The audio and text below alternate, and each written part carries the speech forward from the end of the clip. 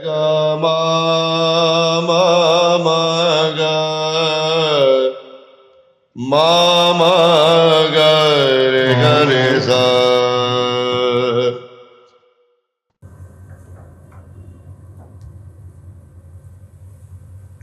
आप सभी के हृदय में विराजमान परमात्मा को मेरी राम राम।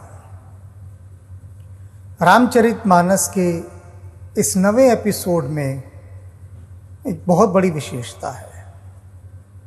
सबसे अलग जो करती है इसे संसार के अन्य ग्रंथों से, मेरी अधिकतम जानकारी के अनुसार इस पूरी धरती पर ऐसा एक भी ग्रंथ नहीं है कि जिसमें राक्षसों की, दुष्टों की, पापियों की और बुरे लोगों की भी स्तुति की गई हो, वंदना की गई हो। रामचरितमानस में ऐसा है। हमारे बहुत सारे कार्य होते हैं, गृह प्रवेश होता है, विवाह का समारोह होता है, सगाई होती है, त्योहार होते हैं। हम इन सभी अवसरों पर देवी देवताओं की, परमात्मा की, इन सब की पूजा करते हैं, गुरुजनों की पूजा करते हैं।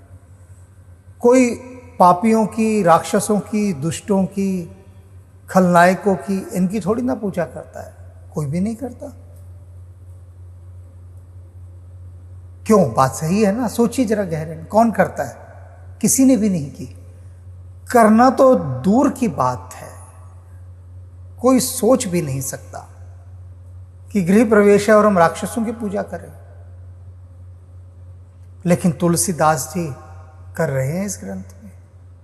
देवी देवताओं की भी की, गुरुजनों की, परमात्मा की, और उन सबसे अलग, सबसे हटकर, सबसे स्पेशल कैटेगरी की VVVIP बनाकर वो दुष्टों की और पापियों की वंदना कर रहे हैं, स्तुति कर रहे हैं। सोच रहे होंगे आप भी कि तुलसीदास जी ने ऐसा क्यों किया। चलिए एक छोटा सा प्रश्न पूछता हूं।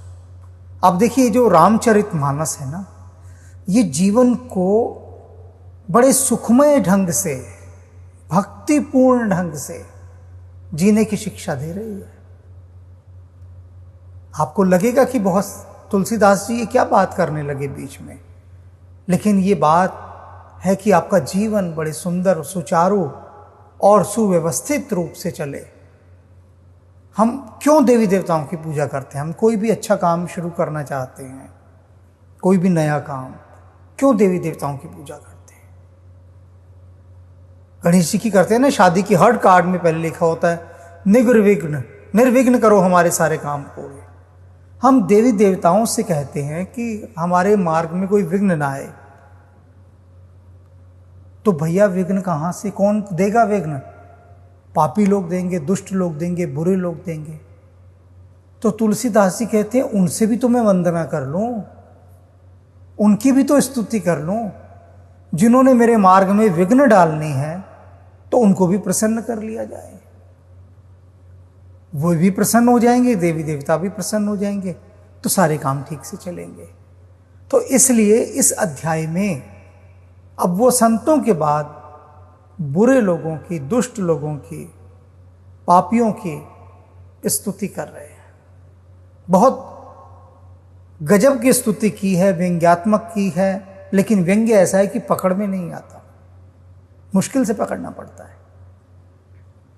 तो ये सिखा रहे हैं इसमें तुलसीदास जी कि हमें दुष्टों को भी प्रणाम करना चाहिए।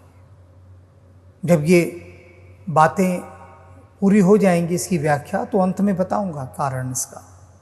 तो शुरू करते हैं, चलिए। पर अकाज लग तनु पर हरही, जिमि हिम उपल कृषि दल गरही, बंदऊ खल जस शेष सरोसा, सहस बदन बरनई पर दोसा। अब देखिए, सबसे पहले वो दुष्ट व्यक्तियों की तुलना किससे कर रहे हैं? आप देखो, भगवान शेषनाग से। कहते हैं जो दुष्ट लोग हैं इनको मैं भगवान शेषनाग के समान इनकी स्तुति कर रहा हूं, भगवान शेषनाग के समान। शेषनाग कौन है? क्षीर सागर में जिनके ऊपर भगवान विष्णु शयन करते हैं, सहस्रमुख शेषनाग के 1000 मुख बताए गए।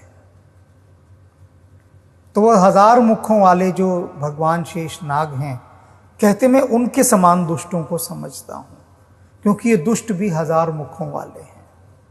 और उन 1000 मुखों से क्या करते हैं? सहस बदन बरनई पर दोषा। पर दोषा, पर माने दूसरे के, दोषा माने अवगुण दोष। उन 1000 मुखों से दुष्ट व्यक्ति क्या करते हैं? दूसरे लोगों के दोषों को, अवगुणों को गाते फिरते हैं, दूसरों की निंदा करते फिरते हैं, दूसरों का दुष्प्रचार करते फिरते हैं, सज्जनों का, साधुओं का, उनके बारे में बुरी बुरी बातें कहते हैं अपने उन 1000 मुखों से। अब 1000 मुख कैसे हुए? कि एक दुष्ट ने दूसरे को कहा, दूसरे ने तीसरे को कहा, अफवाहें फैलाना। माहिर होते हैं ये लोग, किसी भी भले आदमी के लिए ऐसी अफवाहें फैला देंगे कि लगने लगेगा कि वो तो आदमी इतना दुष्ट है और पापी है। और वो पापी लोग ये अफवाहें फैला देते हैं 1000 मुखों से। और क्या करते हैं? अब इसकी शुरुआत की पंक्ति, पर अकाज लगी तनु परिहार ही, दूसरे का काम बिगड़ जाए। किस तरह से वो दूसरे का काम बिगाड़ें, और उसके काम बिगाड़ने के लिए चाहे उनको खुद मरना पड़े, सच में अपना सब कुछ नष्ट कर देना पड़े, फिर भी वो दूसरे का आदमी का काम बिगाड़ के छोड़ते हैं। अपना सर्वनाश करके भी वो दूसरे का नाश करते हैं। कैसे? बड़ी गहरी विशेषता है इन संतों की। कोई भी संत ले लीजिए, रैदास, सूरदास, कबीरदास, फरीद, दादू, मीरा, तुलसी, उदाहरण देते हैं समझाने के लिए। और उदाहरण भी कहां से? दैनिक जीवन से ला, डेली लाइफ से। ऐसे उदाहरण जो आप तत्काल सीधे सीधे बात आपके भीतर उतर जाए, ऐसे बड़े उदाहरण, सार्थक उदाहरण।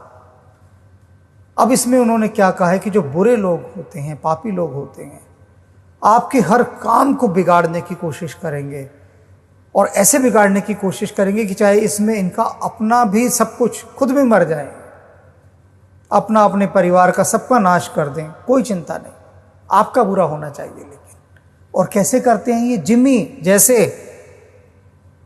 जिम हिम उपल कृषि दली करही, ओले पड़ते हैं ना, उपल, ओले पड़ते हैं आसमान से। जब ओले पड़ते हैं तो क्या करते हैं? पूरी कृषि, सारी फसल को नष्ट कर देते हैं। ओलावृष्टि, ओले के गिर, कहते हैं ना सिर मुड़ाते ही ओले पड़े। ओला गिरना माने विनाश का प्रतीक। जितनी खड़ी फसल होती है, सब्जियां हैं, फल हैं, सबको नष्ट कर देते हैं। और खुद थोड़ी ना बच जाते हैं, खुद भी नष्ट हो जाते हैं, सारे गल जाते हैं। जब गिरे तो पत्थर के समान सख्त थे, जब उनको नष्ट किया उसके बाद धरती में गिरे, गल गए, पिघल गए, कीचड़ बन गए, खुद भी मर गए। तो जैसे ओला फसल को तो नष्ट करता ही करता है, खुद भी नष्ट हो जाता है, इस तरह से ये बुरे लोग होते हैं जो दूसरे का काम बिगाड़ने के लिए अपने शरीर तक का नाश कर देते हैं, किसी को सुखी नहीं देख सकते। अब इस बात को थोड़ा और अच्छे से आपको समझना हो तो मैं आपको 2 फिल्मों के नाम बताऊंगा, बहुत अच्छी फिल्म है। एक तो बहुत पुराने समय की है, सुनील दत्त साहब की है, रेशमा और शेरा। सुनील दत्त और राखी उसमें हैं, राखी अभिनेत्री हैं। राजस्थान के पृष्ठभूमि पर यह फिल्म बनी है, और इसमें आपको पता लगेगा किस तरह से वो अपने को भी, अपना भी सर्वनाश कर लेते हैं दुष्ट लोग, और दूसरे का तो करते ही करते हैं। और ऐसे ही एक फिल्म और बनी थी इन्हीं दिनों की है, कुछ शायद 2017 में बनी हो, 16 में या 18 में, रामलीला नाम है उसका, और डायरेक्टर मुझे याद नहीं आ रहा कौन से हैं, शायद अगर याद आ रहा हो तो शायद संजय लीला भंसाली। एक वो बहुत पुरानी फिल्म और की है। इन दोनों फिल्मों में अगर आप देखेंगे तो तुलसीदास जी की ये जो पंक्तियां हैं सार्थक हो उठती हैं कि किस प्रकार से ये जो दुष्ट व्यक्ति हैं खुद को भी कहते हैं ना, हम तो डूबेंगे सनम, तुझे भी ले डूबेंगे। ये व्यक्ति होते हैं, इस तरह का व्यक्तित्व कि जो हजार हजार मुखों से दूसरों की निंदा करते हैं, ओलों के समान दूसरे का भी सर्वनाश करते हैं, खुद भी नष्ट हो जाते हैं। ऐसे दुष्ट व्यक्तियों की तुलसीदास जी कहते हैं मैं वंदना कर रहा हूँ, उनको प्रसन्न कर रहा हूँ कि वो अनुकूल रहें। राम जी का काम करना है, विघ्न बाधाएं ना डालें। आगे की पंक्तियों में चलते हैं। पुन प्रणव पृथुराज समाना, कहते हैं और इसके बाद मैं उनको प्रणाम करता हूं। क्या मानकर? किसके समान? पृथुराज। पृथु एक राजा हुए हैं, प्राचीन काल के राजा, अति प्राचीन काल के। कहते हैं मैं पृथु राजा के समान इनकी वंदना करता हूं। अब देखिए, दुष्टों को भी जो वे उपमान दे रहे हैं लाकर, जिससे उनकी तुलना कर रहे हैं, महान से महान व्यक्तियों के साथ उनकी तुलना कर रहे हैं, सामने स्थापित कर रहे हैं और बता रहे हैं कि अपने जिन गुणों के लिए वो महान व्यक्ति प्रसिद्ध हुए, उन महान व्यक्तियों के समान ही ये उन्हीं गुणों को अवगुणों के समान लेकर आगे जाते हैं। जैसे शेषनाग सहस्त्रमुख हैं, अभी अपने उन 100 मुखों से लोगों की निंदा करते हैं। मतलब की बात देखिए, इतना रस है इनका निंदा में, दूसरों की करने में। और अब यहां कहते हैं कि मैं उनको पृथु राजा के समान समझता हूं। पृथु राजा क्या थे? इनको संसार का सबसे पहला राजा माना गया है, पृथु को। उससे पहले क्या होता था कि जिसको जहां जमीन मिली उसने घर बनाया, रहना शुरू कर दिया, अपनी झोपड़ी बनाई। जिसका जहां मन किया उसने वहां रहना शुरू कर दिया। तो इन्होंने सबसे पहले, पृथु ने शासन व्यवस्था का आरंभ किया। गांव बनाए, नगर बनाए, राज्य बने, व्यवस्था बनी, सेना बनी, रक्षक बने। तो इन्होंने एक व्यवस्था को जन्म दिया, एक सीमा रेखाएं बनाई कि भाई ये गांव होगा, इसके बाद तुम खेती करोगे, फिर दूसरा गांव होगा, तीसरा गांव होगा। इस तरह से गांव गांव बसे, फिर नगर बसा। तो ये जो शासन व्यवस्था है सारी की सारी, सिस्टम सारा का सारा, वो सिस्टम जो डेवलप किया वो पृथु ने किया, एक व्यवस्था को जो जन्म दिया। तो इनको पहला सर्वप्रथम राजा माना जाता है। तो कहता है मैं इनको पृथु राजा के समान मानकर इनको प्रणाम करता हूं। और क्या विशेषता थी इनके पृथु राजा की कि इन्होंने 10,000 कान मांगे थे ऋषि मुनियों से। पुनि प्रणव पृथुराज समाना, पर अग सुनई सहस 10 काना। ऋषि मुनियों की बड़ी सेवा करते थे। ऋषि मुनियों ने कहा बताओ भाई मांगो, क्या मांगते हो? तो उन्होंने कहा जी महाराज कुछ नहीं, प्रसन्न है तो मुझे वरदान दीजिए कि मुझे 10,000 कान प्राप्त हो जाए। Years, 10,000 years. ईयर्स माने कान। तो ऋषि मुनियों ने कहा अरे 10,000 कानों का क्या करोगे? 2 बहुत नहीं है कान भगवान ने दिए। तो उन्होंने कहा नहीं, मुझे भगवान की जो कथाएं सुनने में जो रस आता है वो इन 2 कानों से पर्याप्त ही नहीं होता। I am not satisfied with this type of 2 years. 10,000 कान चाहिए। 10,000 कानों से मैं भगवान की स्तुति सुनना चाहता हूं। तो आप मुझे 10,000 कान दे दीजिए। थोड़ा सा ठहरना पड़ेगा, समझना पड़ेगा 10,000 कानों को।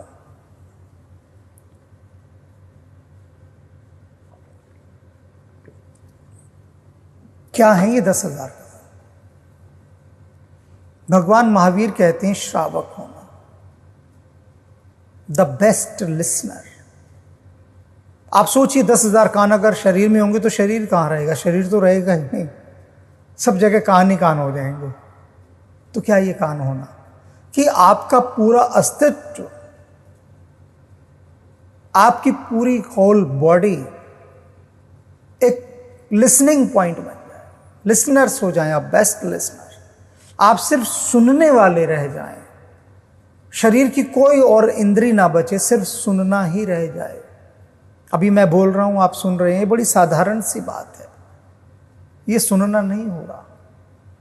सुनने के लिए तो भगवान महावीर के शब्द को समझना होगा। श्रावक, समझना भी नहीं बल्कि जीना होगा।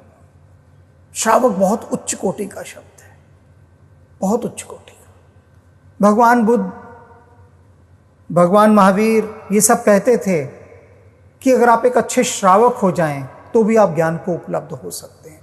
कोई साधना, कोई तपस्या, कुछ करने की आवश्यकता नहीं, एक अच्छे सुनने वाले हो जाएं। तो अच्छे सुनने में क्या होता है कि आपकी पूरी चेतना, आपका पूरा अस्तित्व, आपका पूरा रोम रोम केवल सुनना हो जाता है। आप सिर्फ सुनते हैं। जैसे कि एक बहुत बड़ा खाली हॉल हो, उस हॉल में आवाज गूंजती हो, गहरा सन्नाटा हो और सिर्फ वही शब्द गूंजता हो। अभी हम सुनते थोड़ी ना है। अभी जैसे मैं बोल रहा हूं तो आप आस पड़ोस की भी आवाजें सुन रहे होंगे, टेलीफोन की घंटी बजेगी वो भी सुन रहे होंगे, घर की घंटी बजेगी, किसी ने पुकारा, रसोई में बर्तन गिरा, 10 ध्वनियाँ 10 प्रकार की, इधर उधर, दाएं बाएं, ऊपर नीचे, आगे पीछे, सब जगह से आएंगे और सब जगह से आप सुनेंगे। तो सुनना नहीं हुआ वो, क्योंकि चेतना बट गई है कई खंडों में। जब आप सुनने वाले होते हैं तो सिर्फ आपका समस्त चैतन्य केवल सुनता है। जैसे अर्जुन को सिर्फ चिड़िया की आंख दिखाई दी थी, बाकी सब चीजें आउट ऑफ फोकस हो गई थी, सब धुंधली पड़ गई थी। तो ये मैंने यहाँ इस शब्द की व्याख्या की है कि 10,000 कान क्या है, क्योंकि कुछ बुद्धिजीवी लोग, ये सब कोड्स में बात कही गई है, सिंबॉलिक वे में, सांकेतिक भाषा। तो बहुत सारे लोग जो बुद्धि के तल पर जीते हैं, कलात्मक नहीं है, साहित्य की समझ नहीं रखते, वे कहते हैं ये क्या व्यर्थ की बातें की गई हैं कि 10,000 कान हो जाए, ऐसा कभी हो सकता है क्या? पर ये प्रतीकात्मक चीज़ें हैं, उनको डिकोड करना पड़ता है। तो ये इसका मतलब है 10,000 कान होने का। अब कहते हैं कि जो दुष्ट लोग हैं ये भी 10,000 कान मांगते हैं भगवान से। तो मैं इनको राजा पृथु के समान नमस्कार करता हूँ, पर ये किस लिए मांगते हैं भाई? इनको क्या करना है? राजा पृथु को तो भगवान की कथाएं सुननी थी, इन्हें क्या करना है?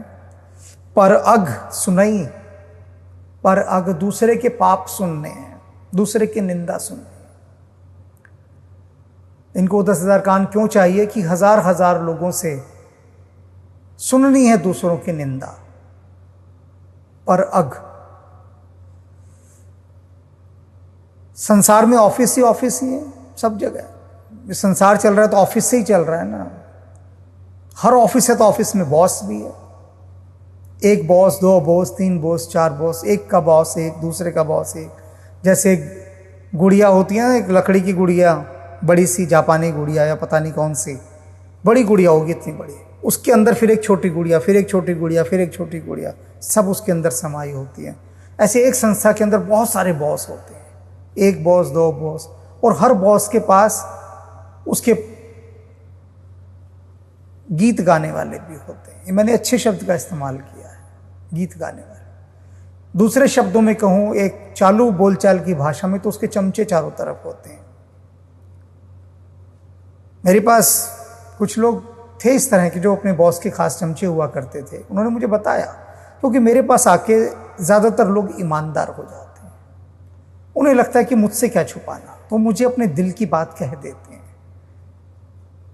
तो उन्होंने कहा कि हम अपने बॉस को बड़ा बेवकूफ़ बनाते हैं। मैंने कहा कैसे भैया? कहते हम क्या, हमारे टाइप के वो सारे लोग जो बॉस के चमचे हैं, उनको पता होता है बॉस किससे खार खाता है, किससे जलता है, किससे नफरत करता है। तो बस हम अपने बॉस को उसकी बुराइयां करने लगते हैं कि बॉस आपके बारे में वो ये कह रहा था ये बॉस तो पागल है, ये तो सिर फिरा है, इसकी शक्ल देखो बंदर जैसी है, या इत्यादि इत्यादि इत्यादि। तो बॉस कहता है अच्छा और क्या क्या कह रहा था मेरे बारे में। अब वो 10,000 कान दूसरे की बुराइयां सुनने में। फिर वो जो बॉस के चमचे होते हैं वो और बताते हैं कि बॉस वो तो इतना बुरा आदमी है, वो ऐसा है, वो काम नहीं करता, दफ्तर में आता है सो जाता है, देर से आता है, ऑफिस का सामान चुरा कर ले जाता है, यानी जितनी प्रकार की निंदा होती है। ये सारी सांसारिक बातें तुलसीदास जी बता रहे हैं। सारी सांसारिक बातें क्यों बता रहे हैं? कि हमारी समझ बढ़े, हमें लगे कि अगर हम ऐसे बुरे व्यक्ति बनते जा रहे हैं तो हम उससे बचें। ये इसलिए बता रहे हैं तुलसीदास जी। ये दर्पण दिखा रहे हैं हमें हमारी बीमारी दिखा रहे हैं, उसका एक्सरे करके, अल्ट्रासाउंड करके या और बाकी टेस्ट करके। ये जो पंक्तियां हैं रामचरितमानस की, पूरी लेबोरेटरी है, प्रयोगशाला, जहां आपका ब्लड नहीं टेस्ट हो रहा, आपकी आत्मा टेस्ट हो रही है। तो समझना है इस बात को गहराई से। तो इस तरह से जो लोग होते हैं वो पर अग सुनाई सहस दस काना, दूसरे की निंदा बड़े रस के साथ सुनते हैं, 10,000 कानों के साथ। इसलिए तुलसीदास जी उनको नमस्कार करते हैं, क्योंकि तुलसीदास जी की भी बहुत निंदा करेंगे उनके विरोधी, भड़काएंगे उच्च लोगों को जाके, तो वे उच्च लोग ना भड़कें, समझें, अनुकूल रहें, प्रतिकूल ना हो, इसलिए वो वंदना करते हैं। अब आगे क्या कहते हैं? बहोरी सक्र सम बिनहु तेहि, संतन सुरान्य के हित जेहि। कहते हैं मैं इंद्र के समान, उन दुष्ट लोगों को इंद्र के समान मानकर उनकी वंदना करता हूं। क्यों? क्योंकि इंद्र की जो सेना होती है वो उसके लिए, सुर कहते हैं ना इंद्र को, तो इंद्र की जो सेना होती है जैसे उसके लिए सहायक होती है, वैसे राक्षसों के लिए इनकी जो सुरा है, सुरा इंद्र के संबंध में इस्तेमाल हुआ है उसकी सेना के रूप में, राक्षसों के संदर्भ में प्रयोग हुआ है, दुष्टों के संदर्भ में मदिरा के रूप में, अहंकार की मदिरा, नशे की मदिरा, शक्ति की मदिरा, कि वो उस अपनी शक्ति की मदिरा में सबका सर्वनाश करने पर उतारू हो जाते हैं, किसी को तपस्या नहीं करने देते। आपने देखा होगा इंद्र की कथाएं कि कोई भी ऋषि मुनि तपस्या कर रहा है, कोई भी, तो सबसे पहले इंद्र का सिंहासन डोलता है और इंद्र उसकी तपस्या भंग करने के लिए अपनी सेना को भेज देते हैं। बहुत सारे हथियार हैं इंद्र के पास। इंद्र को बड़ी घबराहट होती है कोई तपस्या कर रहा है।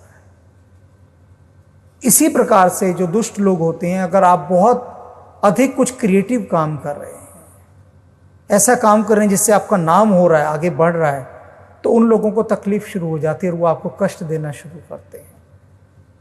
तो कहते हैं मैं इसीलिए उनको इंद्र के समान मानकर उनकी वंदना कर रहा हूँ, उनकी पूजा कर रहा हूँ, कि यदि भूल चूक से, गलती से मेरी कहीं प्रसिद्धि होने लगे तो उनके मन में विकार ना आए, वे मेरे प्रतिकूल ना हो, ऐसी मैं उनसे विनती कर रहा हूँ।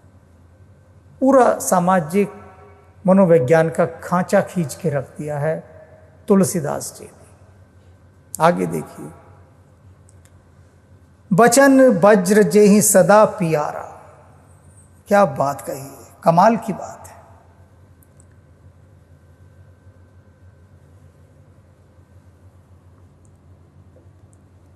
क्या प्यारी चीज होती है इन दुष्ट लोगों को। वचन वज्र, कठोर वचन, वज्र के समान कठोर वचन, जेहि सदा प्यारा, हमेशा उनको प्यारा होता है। कड़वी बोली, कठोर वचन। एक बार एक महात्मा ने मुझे कहा, ऋषिकेश से मेरे पास फ़ोन आया कि कुछ हमें आश्रम के लिए सामान की आवश्यकता है, आप ये मंगवा दीजिए और भिजवा दीजिए। दिल्ली में अच्छा सामान मिल जाएगा। तो मैं एक सेठ की दुकान पर गया था सामान के सिलसिले में। तो सेठ अपने नौकरों को, रहे होंगे, कोई 18 साल का लड़का रहा होगा शायद, अंदाजन कोई 14-15 साल का एक बच्चा होगा, और एक युवक 20-22 साल का रहा होगा। ऐसे ही बच्चे काम कर रहे थे दुकान पे। तो वो सेठ बार बार जरा जरा सी बात पर उनको बड़े अभद्र भाषा में बात करे, कठोर भाषा में। शायद अभद्र से आप समझ नहीं रहे होंगे, गालियां दे रहा था खूब।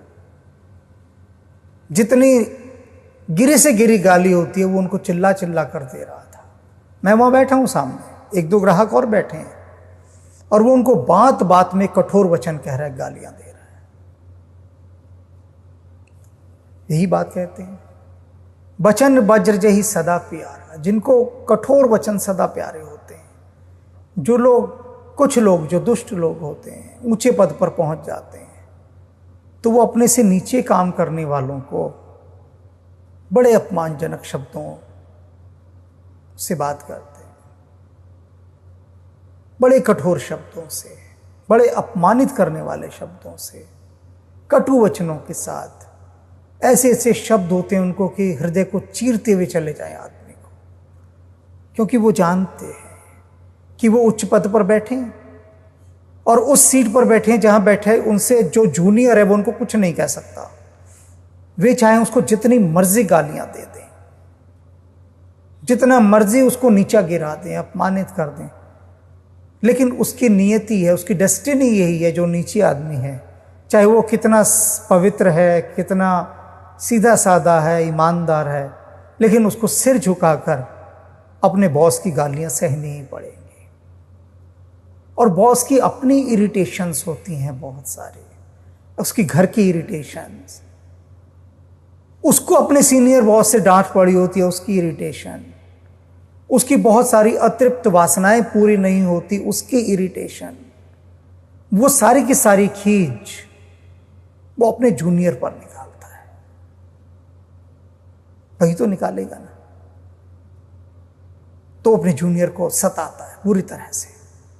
वो क्या करता है सताने का पहला नियम कि वचन वज्र जही सदा प्यारा। कठोर वचन उसे बड़ा प्यारा होता है। और क्या होता है, सहस नयन पर दोष निहारा। हजार हजार आंखों से वो उसके दोषों को देखता है। ऊपर बात आई थी ना कि हजार कानों से दूसरों के दोषों को, निंदा को सुनना, यहां वो अपनी हजार आंखें कर लेता है। उसका एक ही काम होता है कि अपने जूनियर के कामों में दोष ढूंढना। जो उससे नीचे आदमी काम कर रहे हैं, उन्होंने कितना बढ़िया काम किया, एक शब्द प्रशंसा का नहीं, लेकिन उसमें से बीन बीन कर, खोज खोज कर, सहस्र नयन निहारा, सहस्र सहस्र हजारों हजार आंखों को ढूंढने में लगा देता है, इसके दोष ढूंढो। और कण मात्र भी उसकी आंख दोष ढूंढ निकाल लेती है, तो वो उसको पहाड़ के समान बनाकर फिर उसके कठोर वचन कहता है, अपमानित करता है। तो ऐसा ये दुष्ट लोगों का जो स्वभाव होता है, कहते ऐसे दुष्ट कटु वचन बोलने वाले, कठोर वचन कहने वाले दुष्टों को मैं नमस्कार करता हूं। करना पड़ेगा भाई, मजबूरी है। अब गुरु गोविंद सिंह तो नमस्कार नहीं करते इन लोगों को, अगर वो होते तो। वो तो सीधा तलवार की भाषा से बात करते हैं। दीनहीन लोग करेंगे ऐसे बात, जो बेचारे असहाय हैं, निर्बल हैं, वो प्रार्थना ही तो करेंगे। गुरु गोविंद सिंह जी प्रार्थना नहीं करेंगे ऐसे लोगों से। उनके पास बात करने की शस्त्र विद्या है, वो शस्त्रों से बात करेंगे इनसे, ऐसे नहीं। न राम इनसे ऐसे बात करेंगे। तो ये हम और आप जैसे जो दीनहीन लोग हैं, उनको बताया है कि भैया दुनिया में रहना है तो काम कर प्यारे, हाथ जोड़ सबको सलाम कर प्यारे। तो ये हाथ जोड़कर सबको सलाम करना तुलसीदास जी सिखा रहे हैं कि तुम लड़ तो सकते नहीं उनसे, बल तो है नहीं, तो प्रसन्न करो हाथ जोड़कर भी। आगे जोड़ते हैं हाथ, चलिए अब क्या कहते हैं। उदासीन अरिमेत हित सुनत जर ही रत खलरीत। क्या बात कही है। उदासीन अरमेत हित सुनत जर ही खलरीत। खलों की एक रीत है, खलों माने दुष्टों की, रीत माने स्वभाव, नेचर, हैबिट। क्या है उदासीन? उदासीन कहा गया साधुओं को जो उच्च आसन पर बैठे हैं, उत आसीन। साधु संत महापुरुष महायोगी ऐसे जो महान लोग हैं, दिव्यात्माएं, उनको उदासीन कहा है। उदासीन लोग, आर्य माने शत्रु, मीत माने मित्र। कहते हैं इनमें से किसी का भी कोई अच्छा काम हो रहा हो, चाहे साधु हो, दुष्टों का मित्र हो, या वो मित्र ना हो, शत्रु हो, उन तीनों का कहीं अच्छा काम हो रहा है, फायदा हो रहा है, उन्नति हो रही है, प्रगति हो रही है, हित सुनत, ऐसा सुनते ही जर ही जल जल के मर जाते हैं। खल रीत, दुष्टों की ये रीत है। देखो क्या मनोवैज्ञानिक एक्सरे इन्होंने खींचा है तुलसीदास जी। जेलसी, दुष्टों का ये प्रधान गुण है सबसे बड़ा, कि अगर कोई भी प्रोग्रेस कर रहा है, कोई भी प्रगति कर रहा है, चाहे वो उनका मित्र है, शत्रु है, या साधु है, संत है, कोई भी है, किसी की भी प्रगति देखकर वो जल जल के मर जाते हैं, जलना शुरू हो जाते हैं। और जलेंगे तो क्या करेंगे, दूसरे को भी जलाएंगे। अब ये जलने की प्रकृति पर मुझे एक फिल्म याद आ रही है, उससे आप इसको समझ लेंगे बहुत अच्छे से। बरसों पहले मैंने एक फिल्म देखी थी, हॉलीवुड मूवी थी।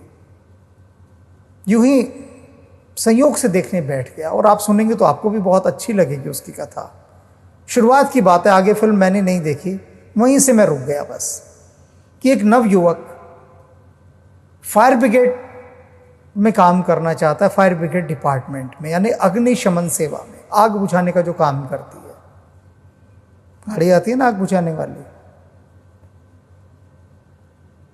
शायद 101 नंबर है उसका, डायल करो तो आग बुझाने वाली गाड़ी आ जाएगी। तो उसके पिता भी अग्निशमन में थे, तो उसके बचपन से सपना था कि मेरे जीवन का लक्ष्य है कि मुझे एक आग बुझाने वाला बनना।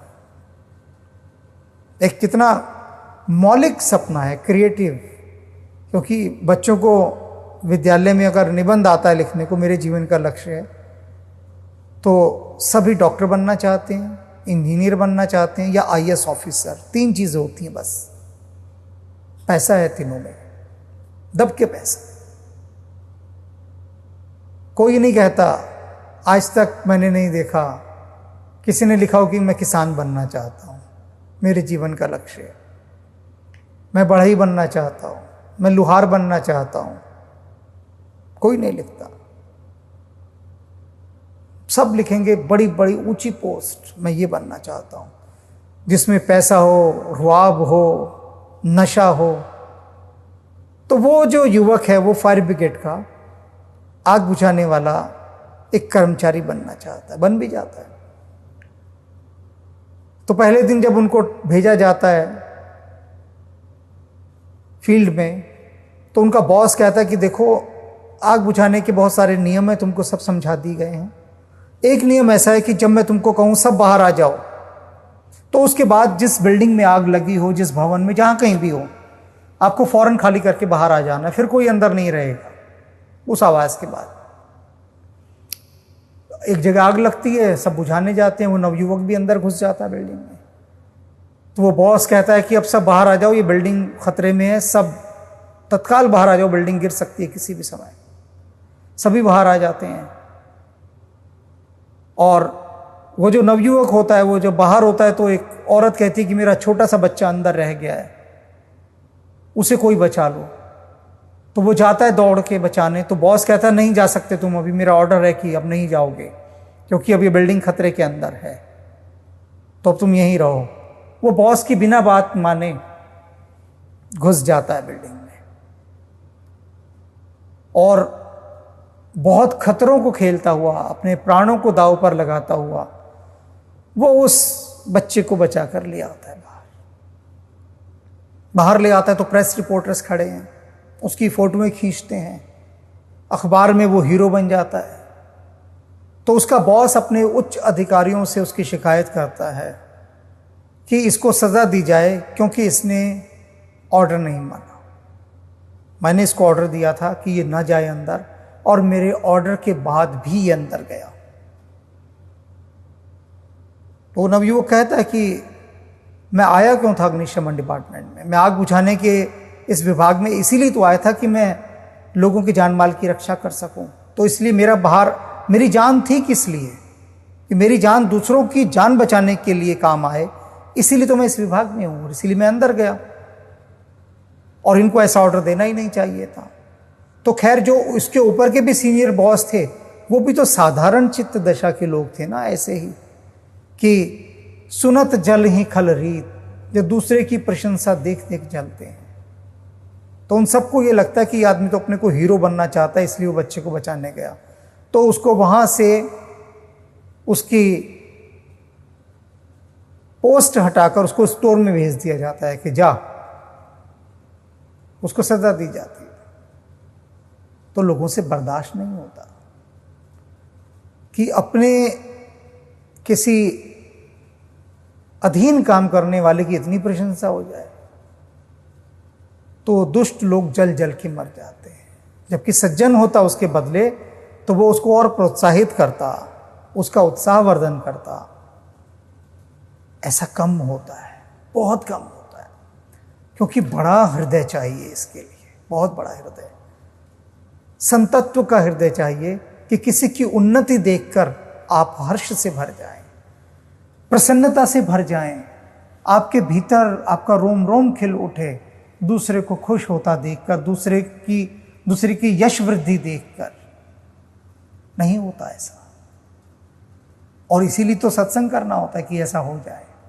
तो कहते हैं ये रीत है कि उदासीन अरमीत हित, सुनत जर ही खल रीत, जानी पान जुर जोरी जन, बिनती कर ही सब प्रीत। कहते मैं ये बात जान गया हूं, तुलसीदास जी कहते हैं। कौन सी बात? कि दूसरों की यश वृद्धि देखकर, दूसरों की प्रशंसा को देखकर ये दुष्ट लोग जल जल के मरने लगते हैं। ये बात मैं जान गया हूं, और जब जान गया हूं तो क्या करता हूं कि जान पान जुग जोरी जन, मैं ये तुलसीदास इस बात को जान गया हूं, इसलिए दोनों हाथ जोड़कर इन दुष्टों से ये विनती करता हूं बड़ी प्रीति के साथ। सप्रीत शब्द का इस्तेमाल कर रहे हैं, संतों के लिए कहीं नहीं किया इन्होंने सप्रीत, या सच्चे मन से कहीं नहीं किया, दुष्टों को कह रहे हैं कि मैं सप्रीत, पूरी प्रीति के साथ प्रेम पूर्वक होकर दोनों हाथ जोड़कर ये प्रार्थना करता हूं कि वो मेरे अनुकूल रहे। देखा कितने कितने जतन करके तुलसीदास जी बुरे लोगों को मना रहे हैं, दुष्टों की वंदना कर रहे हैं। संतों के लिए भी नहीं कर पाए इतना, दुष्टों के लिए करना पड़ता है भाई। मैं अपनी दिस कीन निहोरा, कहते मैंने अपनी ओर से बहुत विनती की है उनको, बहुत विनती की है, जितना कर सकता था मैं पूरी जान लगा दी मैंने दुष्टों की विनती करने में, प्रशंसा करने में, स्तुति करने में।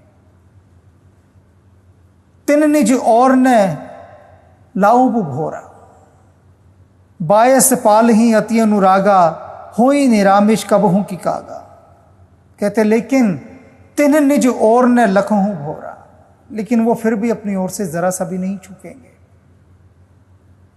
मैंने इतनी वंदना की, इतनी स्तुति की, इतने गीत गाए, इतने हाथ जोड़े, इतने पैर पड़ा हूं दुष्टों के, लेकिन कहते मैं जानता हूं जब भी उनको मौका मिलेगा तो मुझे सताने से वो चूकेंगे नहीं। कब हूं लाऊबू भोरा, कभी नहीं चूकेंगे। मौका मिलना चाहिए बस उनको मुझे सताने का, और वो चूकेंगे नहीं। बायस पाल ही अति अनुराग, कहते कैसे उदाहरण दे रहे हैं, देखिए उदाहरण कैसे कि अति अनुरागा बायस पाली। आप कोए का बच्चा लाएं, बड़े अनुराग से उसको आप पालिए, पोसिए, खूब अनुराग के, खूब प्रेम के साथ, लेकिन होई निरामिस कबहू की कागा। लेकिन क्या वो कभी कागा, वो कौआ निरामिष शाकाहारी हो सकता है? कभी नहीं हो सकता, प्रकृति नहीं है ना होने की। आप बचपन से उसको दाना चुगाइए, रोटी खिलाइए, घी खिलाइए, सब्जियां खिलाइए कौवे को, लेकिन फिर भी वो निरामिष यानी मांसाहार का त्याग नहीं कर सकता। उसी तरह से कहते हैं इन दुष्टों को कितनी वंदना करो, कितनी स्तुति करो, कितना मनाओ, लेकिन मौका पड़ने पर ये आपको खाने से बाज नहीं आएंगे, आपका खून पीने से बाज नहीं आएंगे, आपको नुकसान पहुंचाने से बाज नहीं आएंगे। मैंने अभी आपसे कहा ना, कुछ लोग मेरे पास आते हैं जो कुछ अपने बॉस के चमचे थे, वो खुद बताते हैं, कहते हैं हम बॉस को खुश करने के लिए क्या क्या नहीं करते, लेकिन अगर हमसे जरा सी गलती हो जाए ना तो बॉस फिर हमें छोड़ता नहीं है। वो सब भूल जाता है कि सारा दिन तो मेरी चापलूसी करते रहते हैं, कहता वो सब भूल जाता है। और उसके बाद जो हमारी उतारता है, जो हमारी बेइज्जती करता है, जो हमें डांटता है, जो झाड़ता है, जो फटकारता है, कहते कोई फर्क नहीं पड़ता उसको।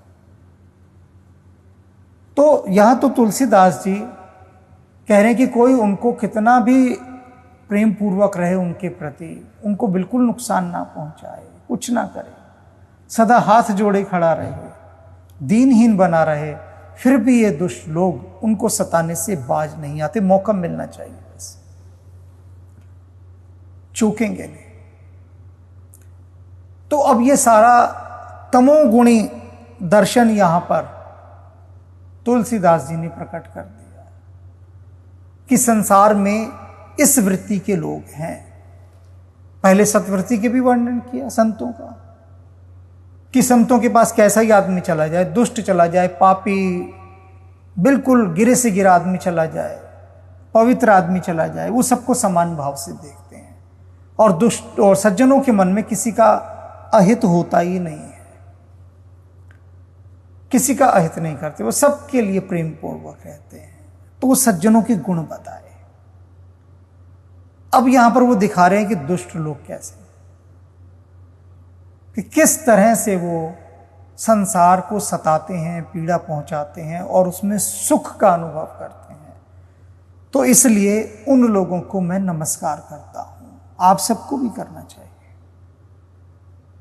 आप सबको भी। एक व्यक्ति ने मुझे अपनी समस्या बताई कि मेरा पड़ोसी है, मेरे से रोज लड़ता है। वो कहता है तू यहां गाड़ी पार्क नहीं करेगा, ये मेरी पार्किंग की जगह है। तो उसने कहा मेरे मन में आता है कि मैं उससे कहूं कि ये तेरे बाप की जगह है क्या, सरकार की जगह है, तो मैं भी यहीं गाड़ी खड़ी करूंगा। तो मैंने उससे कहा ऐसा ना कहें, उसको हाथ जोड़ें, हाथ जोड़ के कहो कि अच्छा भाई जी आप बताइए मैं कहाँ गाड़ी खड़ी करूं। उन्होंने ऐसा ही किया। उन्होंने कहा ठीक है जी मैं यहाँ गाड़ी खड़ी नहीं करूंगा, ये आप ही की जगह रही, आप बताइए मैं कहाँ खड़ी करूं। उसने कहा कहीं और खड़ी करो पर यहां नहीं करोगे। तो उन सज्जन ने दूर खड़ी करनी शुरू कर दी गाड़ी। तो उन्होंने मुझसे कहा कि ऐसा तो नहीं कि उसको ये लगेगा कि मैं उससे दब गया। मैंने कहा लगनी तो लगता है, तो अब तुम उससे लड़ते वहां पर, तो निष्कर्ष क्या निकलता बताओ। तुम तो सज्जन वृत्ति के व्यक्ति हो, तुम हाथापाई कर लेते, अच्छा बताओ उसके साथ। वो कहते नहीं मैं तो नहीं लड़ सकता था। तो मैंने कहा बात समाप्त हो गई। ना तुम उसके साथ गाली गलौज कर सकते, ना तुम उससे लड़ सकते। तो वो कहते हैं ना कि कीचड़ में क्यों पत्थर फेंकना। तो जब वो इतनी दुष्ट प्रवृत्ति का है तो उसको हाथ जोड़ दिया आपने। अब आप शांत हैं ना, आप गाड़ी दूसरी जगह खड़ी कर रहे हैं, क्या बिगड़ गया आपका? थोड़ी दूर खड़ी हो रही है ना आपकी गाड़ी अब, लेकिन शांति तो मिली। वो व्यक्ति जो आपके साथ दुष्टता कर सकता था वो शांत हो गया, आपने हाथ जोड़ दिए। तो यदि आप निर्बल हैं, आपके पास शक्ति नहीं है, तो तुलसीदास जी का ये मार्ग सबसे उपयुक्त है कि दुष्ट लोगों को प्रणाम करके चलिए। तो प्रणाम।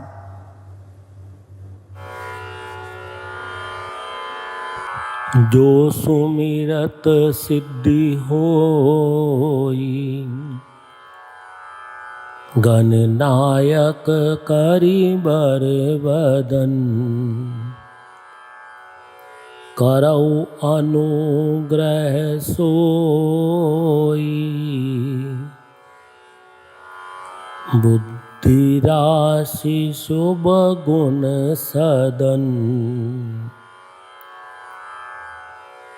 मूक होई बाचाल,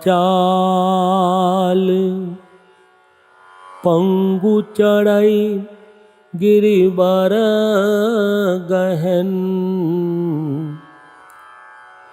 जासु कृपा सो दयाल, द्रवहु सकल कलिमल दहन। नील सरोरु श्याम, तरुण अरुण बारिज नयन, करौ सो मम उरधाम, सदा क्षीर सागर शयन। कुंद इंदु समदेहे, उमा रमण करुणायन,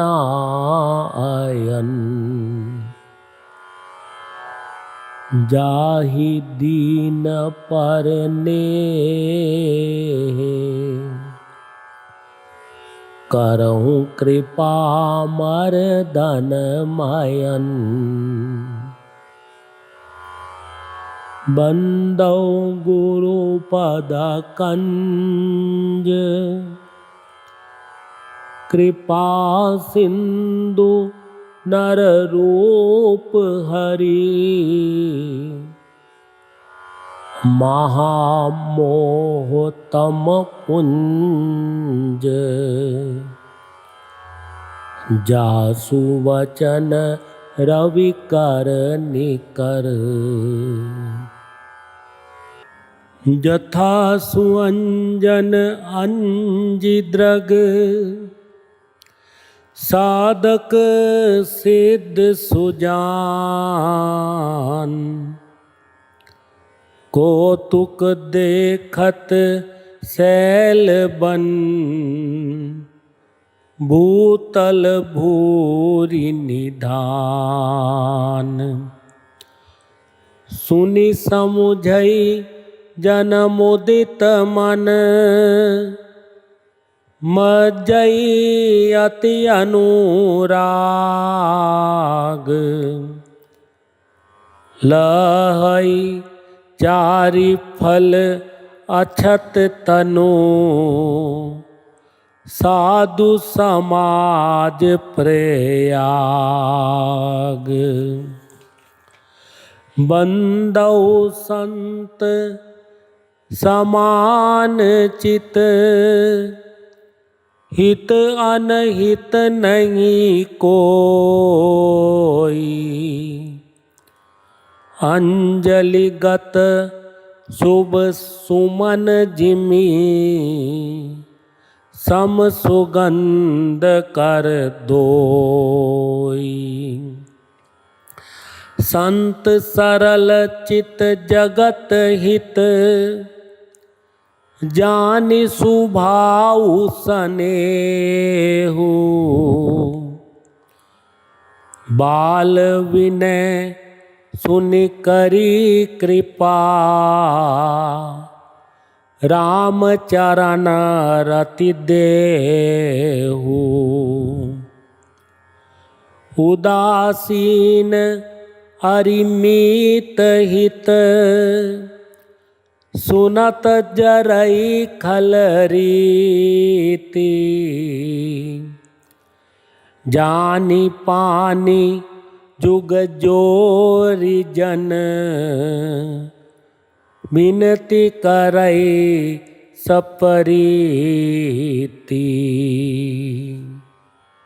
जड़ चेतन गुण दोष में,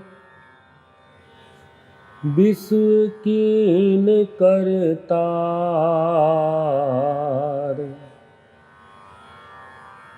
संत हंस गुण गही पै, परिहरि बारी विकार। जड़ चेतन जग जीव जत, सकल राम मैं जान। बंदहु सबके पद कमल, सदा जोरि जुग पान। देव दनुज नर नाग खग, प्रेत पितर गंधर्व।